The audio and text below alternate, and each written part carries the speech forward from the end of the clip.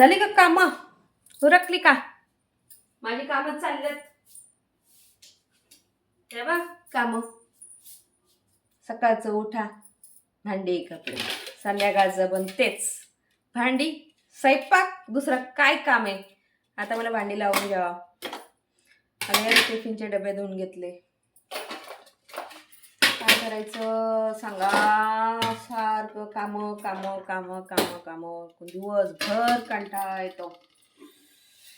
बाई माणसाचं जीवन म्हणजे खूप कठीण आहे बाबा.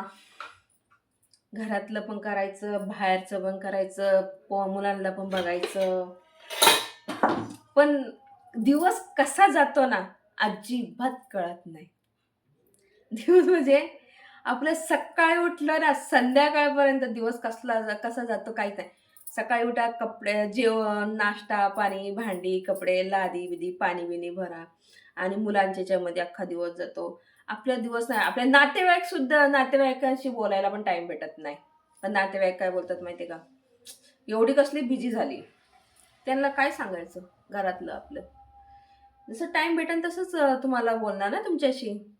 नातेवाईकांना असं वाटतं का आम्हाला फोन करत नाही, काय नाही, बोलत नाही, एवढी कसली बिझी झाली. कामातलं पण विचार करायला लागतो हो.